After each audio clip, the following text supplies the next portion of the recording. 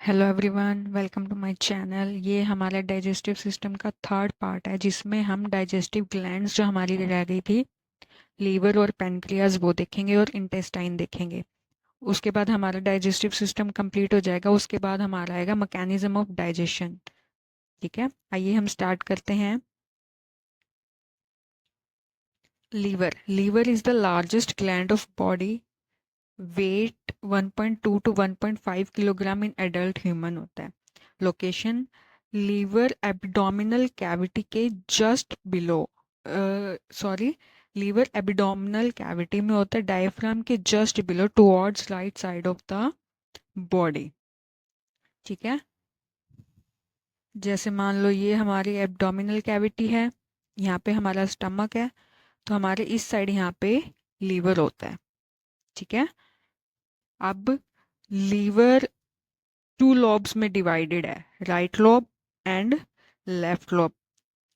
Right lobe and left lobe, यहाँ पे ये डिवाइडेड होता है बाय फैल्कीफॉर्म लिगामेंट। फैल्कीफॉर्म लिगामेंट, ये इसमें एक धसा होता है लिगामेंट जो हमारे एब्डोमिनल कैविटी की लाइनिंग होती है, पेरिटोनियम में उसका पार्ट होता है, और ये इसमें धसा होता है फैल्कीफॉर्म लिगामेंट। ये लीवर को टू लॉब्स में डिवाइड करता है, right lobe and left lobe. Human liver में 4 लोब्स होते हैं, right lobe, left lobe, quadrate and quadrate. Quadrate एक छोटा सा होता है, क्वाड्रेट पीछे की साइड होता है।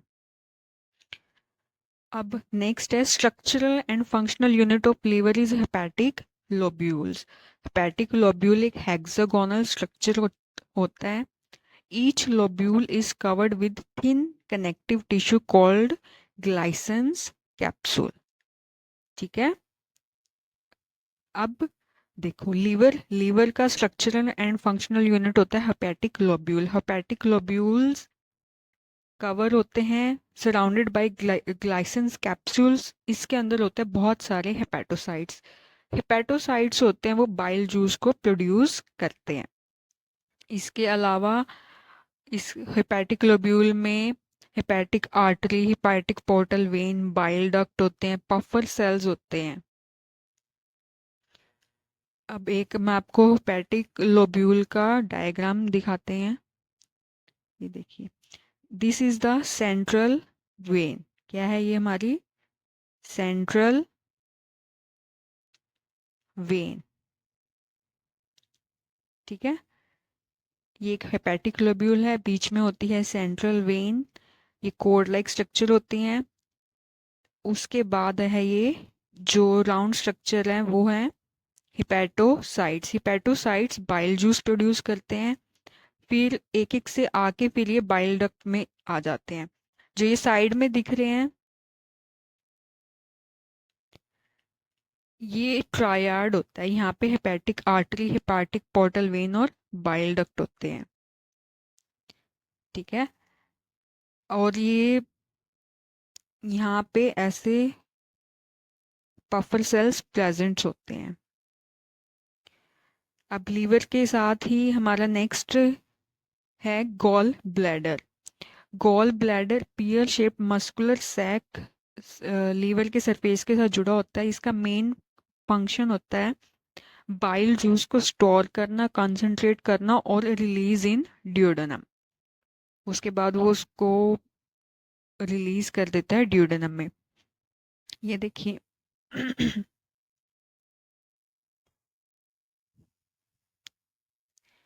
ये गॉल ब्लैडर हमारा हो गया। ये लीवर से लेफ्ट लो hepatic bile duct, right hepatic bile duct, ये आई, यहाँ से लीवर बाइल आया। उसके बाद आया राइट कॉमन हेपेटिक डक्ट। उसके बाद ये यहाँ पे चला जाता है सिस्टिक डक्ट से गॉल ब्लैडर में। ठीक है, स्टोर होने के लिए जब जरूरत होती है तब ये वहां से यहाँ से रिलीज होके आ जाता है कॉमन बाइल डक्ट में, और उसके बाद इसकी ड्यूडेनम में ओपनिंग होती है। ठीक है, अब हमने ये बाइल देखा है, तो बाइल जूस किससे मिलके बना होता है? Bile is made up of bile acids, bile pigments, phosphatidyl choline, cholesterol and other substance dissolved in alkaline fluid. Bile में बाइल एसिड्स, पिगमेंट्स और ये सब होता है। इसके अलावा होते हैं बाइल पिगमेंट। बाइल पिगमेंट दो होते हैं, bilirubin, biliverdin. Brown colour of faeces इन्हीं पिगमेंट की वजह से आता है। ठीक है। Function of bile, bile juice का फंक्शन मेनली होता है emulsification of fats. Emulsification of fats,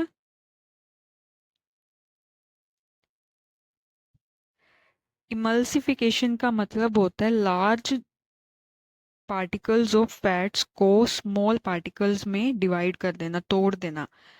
function of bile is emulsification of fat and absorption of fat. Second is activation of pancreatic lipase. हमें पता है कि लिपिड को digest करने के लिए लाइपेज होता है, लाइपेज एंजाइम की जरूरत होती है। तो बाइल जूस पेनक्रियाटिक लाइपेज को एक्टिवेट करता है। अब हमने लीवर, गॉल ब्लैडर के बाइल जूस का फंक्शन देख लिया। नेक्स्ट हमारे आता है फंक्शन ऑफ लीवर। ठीक है। सबसे पहला काम तो होता है लीवर का सिक्रीशन ऑफ बाइल जूस। उसके बाद नेक्स्ट है डिटॉक्सिफिकेशन ऑफ ब्लड। ब्लड में कोई भी पॉइजनस या टॉक्सिक सब्सटेंस आ जाते हैं तो उसकी डिटॉक्सिफिकेशन में लीवर हमारी हेल्प करता है। Third is synthesis of urea. Next is synthesis of plasma protein. उसके बाद है act as erythropoietic organ in foetus. ये हमने पहले भी देखा है कि फीटस में लीवर इरेथ्रोपोटिक ऑर्गन की तरह काम करता है और ये ब्लड को स्टोर करने का भी काम करता है, इसलिए इसको प्राइमरी रिजर्वियर ऑफ ब्लड भी बोला जाता है। जो हमने पफर सेल्स देखे हैं लीवर में, उनका फैगोसाइटिक फंक्शन होता है, मैक्रोफेज की तरह ही काम करते हैं। जो अनवांटेड सब्सटेंस है या कोई बैक्टीरिया वगैरह आ जाते हैं उनको किल कर देते हैं। उसके अलावा जो ग्लूकोज को ग्लाइकोजन की तरह लीवर में स्टोर करते हैं और जब हमें ज़रूरत होती है तो वो ग्लाइकोजन को ग्लूकोज में चेंज कर देते हैं। तो इस तरह से वो ब्लड ग्लूकोज कंसंट्रेशन को मेंटेन करते हैं। ये हमारा सारा लीवर का हो गया, लीवर एंड गॉल ब्लैडर। हमारी नेक्स्ट ग्लैंड आती है पेनक्रियाज। पेनक्रियाज एक मिक्स्ड ग्लैंड है, हेट्रोक्राइन ग्लैंड है, कंपाउंड ग्लैंड है। बोथ एक्सोक्राइन एंड एंडोक्राइन की तरह काम करती है। अब pancreas leaf like yellowish gland होती है जो स्टमक के बिल्कुल पीछे और उसके नीचे प्रेजेंट होती है। ठीक है। It has both exocrine and endocrine part. अब इसका एक्सोक्राइन पार्ट 99% होता है और एंडोक्राइन पार्ट 1% होता है।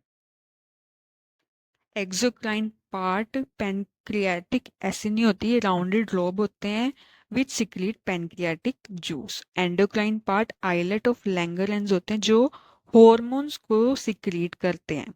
ठीक है। इसमें हमें अल्फा सेल, बीटा, इसमें 4 टाइप ऑफ सेल्स होते हैं, alpha cell, beta cell, delta cell, F cell. Alpha cell glucagon को सिक्रीट करते हैं, बीटा सेल इंसुलिन को सिक्रीट करते हैं, डेल्टा सेल सोमेटोस्टेटिन को और F cell pancreatic polypeptide hormone को। ठीक है। ये हो गया एंडोक्राइन पार्ट। एक्सोक्राइन पार्ट में पेनक्रियाटिक जूस रिलीज होता है। इस पेनक्रियाटिक जूस में बहुत सारे एंजाइम्स होते हैं।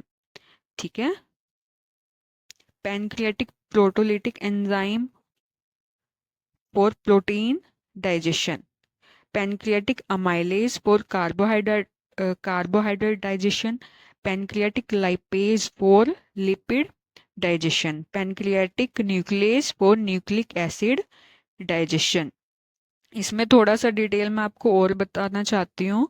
जो हमारे प्रोटोलिटिक एंजाइम होते हैं, इसमें 3 मेजर पैनक्रियाटिक प्रोटोलिटिक एंजाइम होते हैं, ट्रिप्सिनोजिन, काइमोट्रिप्सिनोजिन एंड प्रोकार्बोक्सीपेप्टिडेज। ठीक है। जो इनएक्टिव फॉर्म में सिक्रीट होते हैं।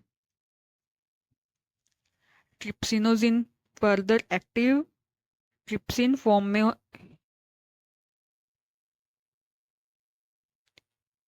एक्टिव ट्रिप्सिन फॉर्म में कन्वर्ट हो जाता है बाय एंटेरोकाइनेज। ठीक है। अब पेनक्रियास का डायग्राम ये देखिए। ये एक पेनक्रियाज, पेनक्रियाटिक एसिनी, ये जो राउंडेड स्ट्रक्चर होती है, ये जो मेन है देखिए, पेनक्रियाटिक एसिनी से पेनक्रियाटिक जूस सिक्रीट होता है। जो मेन ये पेनक्रियाटिक डक्ट है, ये जो बीच वाली है, सेंटर वाली, इसको बोलते हैं पेनक्रियाटिक डक्ट या डक्ट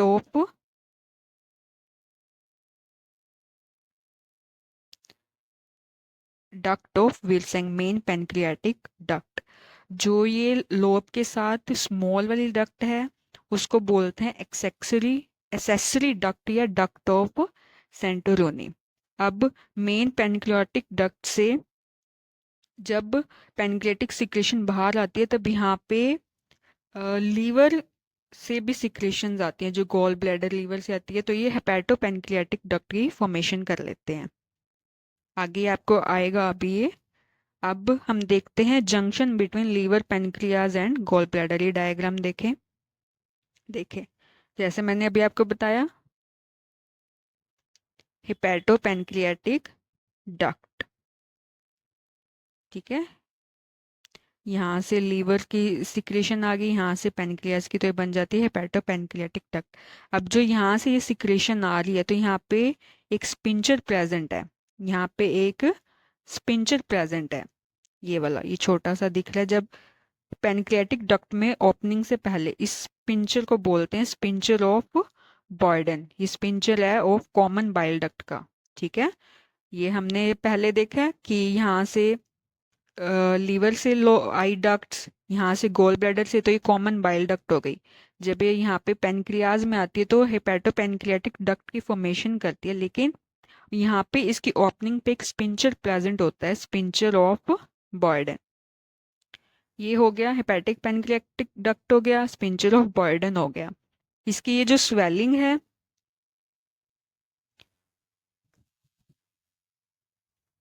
एम्प्यूला ऑफ वाटर बोल, एम्प्यूला ऑफ वेटर, ठीक है। जब ये हेपेटोपेनक्रियाटिक डक्ट ड्यूडेनम में ओपनिंग होती है वहां पे भी स्पिंचर प्रेजेंट होता है, sphincter of ODI, sphincter of ODI, ये रहा, ठीक है। इसी को अब यहाँ पे फिर से डायग्राम की हेल्प से दिखाया गया है।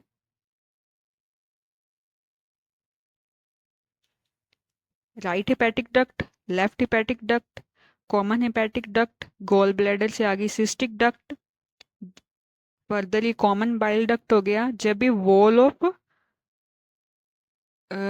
देखिए बाइल डक्ट ये ड्यूडेनम में जाएगी, यहाँ से मेन पेनक्रियाटिक डक्ट, और यहाँ पे हेपेटो पेनक्रियाटिक एम्प्यूला।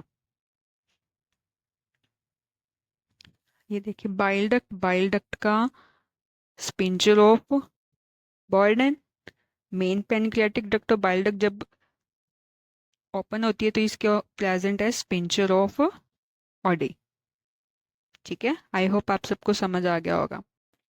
देखिए हमारा सारा डाइजेस्टिव ग्लैंड हो गया है, liver, gall bladder, pancreas. Next हमारा पार्ट है intestine. Intestine two type of मतलब इंटेस्टाइन, स्मॉल इंटेस्टाइन और large intestine. Small intestine 6.5 metre long होती है, लार्ज इंटेस्टाइन 1.5 मीटर लॉन्ग होती है। जो हमारी स्मॉल इंटेस्टाइन है वो आगे होती है ड्यूडेनम, जेजुनम, इलियम। इलियम में मैक्सिमम एब्जॉर्प्शन होता है। Large intestine, caecum, colon, rectum, ठीक है। अब सिक्रेशन ऑफ इंटेस्टाइन, इससे पहले मैं आपको, हाँ ये देखिए स्मॉल इंटेस्टाइन का मैंने पिक्चर लगाई हुई है। ये यू शेप, स्टमक के आगे यू शेप स्ट्रक्चर होती है, ड्यूडेनम होता है। ये फोल्डिंग्स होती है, ये जेजुनम होती है, और जो लास्ट वाला पार्ट होता है वो इलम होता है। इलम और सेकम के बीच में इलम इलियोसेकल वॉल्स प्रेजेंट होता है। Secretion of intestine, crypt of labour कहन से इंटेस्टाइनल जूस सिक्रीट होता है। ब्रूनर ग्लैंड जो सब म्यूकोसा ग्लैंड है वहां से secretion of HCO3 and mucus. Peyer patches एक लिम्फॉइड टिश्यू है। पेनेट सेल यूनिसेलुलर ग्लैंड है। जो एंटेरो एंडोक्राइन सेल प्रेजेंट होते हैं स्मॉल इंटेस्टाइन में वो हार्मोन सिक्रीट करते हैं। फर्स्ट इज गैस्ट्रिन, जो गैस्ट्रिन ग्लैंड पे एक्ट करता है एंड मतलब उसकी सिक्रीशन को इंक्रीज करता है, स्टिमुलेट करता है HCl एंड पेप्सिनोजन को। Second hormone is secretin, increase secretion of bicarbonate by duct cell of pancreas. Third is CCK, stimulate pancreatic enzyme secretion, contraction of gallbladder, and relaxation of sphincter of Oddi. Allow both bile and pancreatic juice to flow into intestinal lumen. Fourth है gastric inhibitory peptide, ये inhibit करता है gastric secretion and motility को, कि सारा काम खत्म होने के बाद कि अब कम कर दो। ठीक है। Large intestine, large in diameter, short in length. Large intestine कोई भी डाइजेस्टिव एंजाइम प्रोड्यूस नहीं करती है, एब्जॉर्प्शन में ये हेल्प करती है। First is caecum, caecum small intestine के जंक्शन पे होता है। उसके बाद एक ब्लाइंड एंड होता है, एक स्मॉल प्रोजेक्शन होती है वर्मीफॉर्म अपेंडिक्स, जो पहले प्रेजेंट होती थी वेस्टिजियल ऑर्गन की तरह, अब इसका कोई काम नहीं है। Colon, colon, ascending colon, transverse colon और डिसेंडिंग कोलॉन। डिसेंडिंग कोलॉन का जो एंड पार्ट होता है वो एस शेप सिग्मॉइड कोलॉन में होता है। रेक्टम, रेक्टम टर्मिनल पार्ट होता है, रेक्टम एंड का पार्ट होता है। ठीक है। जो टर्मिनल पार्ट ऑफ रेक्टम है उसको एनल कैनाल बोलते हैं। Opening of anal canal is anus. It is guarded by sphincter, internal anal sphincter which is involuntary and external anal sphincter which is voluntary. ये देखिए, ascending colon, transverse colon, descending colon, उसके बाद sigmoid colon, last part rectum, anus, ये appendix. ठीक है। उसके अलावा इसमें होस्ट्रस प्रेजेंट होते हैं। ठीक है। ये सरफेस एरिया इंक्रीज करते हैं बस। ये सारा आई होप आप सबको समझ आ गया होगा। यहाँ पे हो गया कंप्लीट। उसके बाद हम नेक्स्ट वीडियो में देखेंगे डाइजेशन ऑफ फूड की, पूरा जो प्रोसेस है वो कैसे होता है। Digestion in mouth, digestion in stomach, digestion in intestine bye pancreatic juice and absorption देखेंगे, और उसके बाद हमारा डाइजेस्टिव सिस्टम कंप्लीट हो जाएगा। Thank you so much for watching.